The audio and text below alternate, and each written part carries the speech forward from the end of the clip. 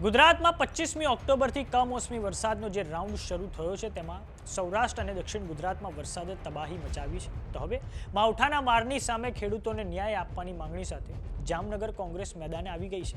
આજે કોંગ્રેસના નેતા વિક્રમ માડમના નેતૃત્વમાં જામનગર તાલુકા કોંગ્રેસ સમિતિ દ્વારા સૂત્રોચ્ચાર સાથે રેલી કાઢીને વિરોધ દર્શાવવામાં આવ્યો છે. આ ઉપરાંત જિલ્લા ખેતીવાડી અધિકારીને આવેદનપત્ર આપીને ઉગ્ર રજૂઆત કરવામાં આવી છે. નમસ્કાર, જમાવટ સાથે હું છું પાર્થ.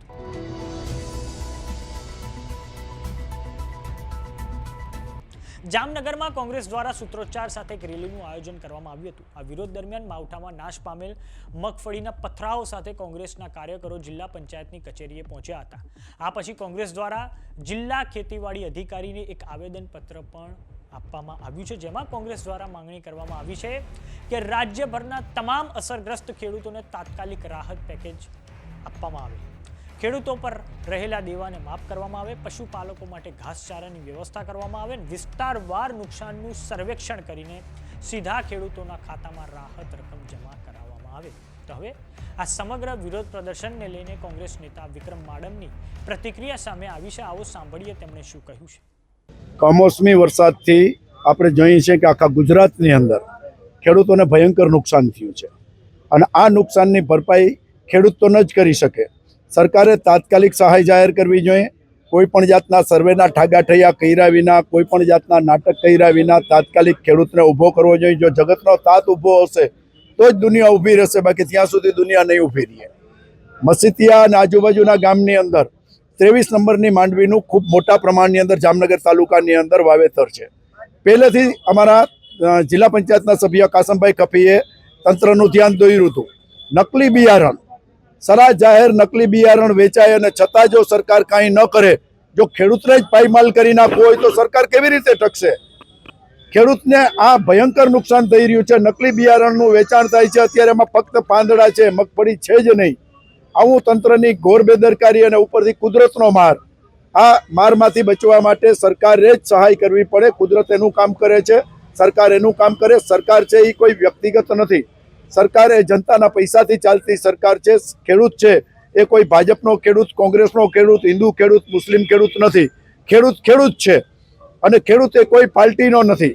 ખેડૂત આજે જ્યારે પાયમાલ થયો છે ત્યારે અમારી ફરજ છે ખેડૂતોનો અવાજ બુલંદ કરવાનો. અને આ જામનગર જિલ્લા અને તાલુકા કોંગ્રેસના માધ્યમથી તમામ કોંગ્રેસના આગેવાનો અને ક્યાંક ક્યાંક બિન કોંગ્રેસી, જેને રાજકારણથી લેવા દેવા પણ નથી, એવા ખેડૂતો પણ આની અંદર સામેલ છે. એટલા માટે કે આજે એની રોજીરોટી ઉપર, એના પેટ ઉપર, એના બાયડી છોકરાઓના પેટ ઉપર લત લાગે છે, ત્યારે એ અવડી મોટી નુકસાની છે. એ નુકસાનીનું વળતર સરકારે તાત્કાલિક ચૂકવવું જોઈએ. ફક્ત જાહેરાતો નહીં, વારંવાર આવું થાય છે ત્યારે જાહેરાતો કરવામાં આવે છે. 5-25 લાગવગવાળાઓને પૈસા ચૂકવવામાં આવે છે અને હજારોના આંકડા દેખાડી દેવામાં આવે છે. 500 કરોડનું વળતર ને 1000 કરોડનું વળતર. હકીકતે રિયલ ખેડૂત સુધી આ સહાય પહોંચતી જ નથી. આ વખતે રિયલ ખેડૂત સુધી સહાય પહોંચે એવી અમારી માંગ.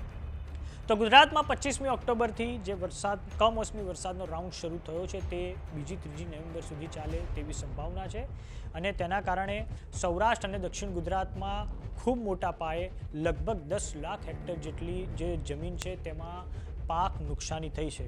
ખેડૂતોનો પાક જે ખેતરમાં તૈયાર હતો, જે કાપણીને લાયક હતો, ને કેટલીક જગ્યાએ તો કાપણી શરૂ થઈ ગઈ હતી, તે પાકોને ખૂબ મોટા પાયે નુકસાન થયું છે, જેમ કે તેલીબિયા છે, આ પછી ડાંગરનો પાક છે વગેરે. તો હવે ગઈકાલે જ કૃષિમંત્રી જીતુ વાઘાણી દ્વારા એક પ્રેસ કોન્ફરન્સ કરીને જાહેરાત કરવામાં આવી છે કે હવે રાજ્યભરમાં પાક નુકસાનીમાં સહાય આપવા માટે સર્વે શરૂ કરી દેવામાં આવ્યો છે. તો હવે કોંગ્રેસ દ્વારા એ માંગણી કરવામાં આવી છે કે પાક નુકસાનીની સામે એક રાહત પેકેજ તો જાહેર કરો જ, પણ સાથે સાથે હવે જે ખેડૂતો પર બોજો છે, ખેડૂતો પર જે દેવું છે, જે ધિરાણ છે, તેને પણ સરકાર સંપૂર્ણપણે માફ કરે, જેનાથી હવે ખેડૂતો પર જે છે ભાર ઓછો થાય. તો આ બાબતે તમારું શું માનવું છે જામનગર કોંગ્રેસના વિરોધને લઈને? અમને કોમેન્ટ બોક્સમાં લખીને જરૂર જણાવો. જો તમે અમને યુટ્યુબ પર જોઈ રહ્યા તો સબસ્ક્રાઇબ કરો. જો તમે અમને ઇન્સ્ટાગ્રામ અને ફેસબુક પર જોઈ રહ્યા તો ફોલો કરો. સાથે જ અમારી વોટ્સઅપ ચેનલ આવી ગઈ છે, જોઈન કરવાનું ના ભૂલતા. નમસ્કાર.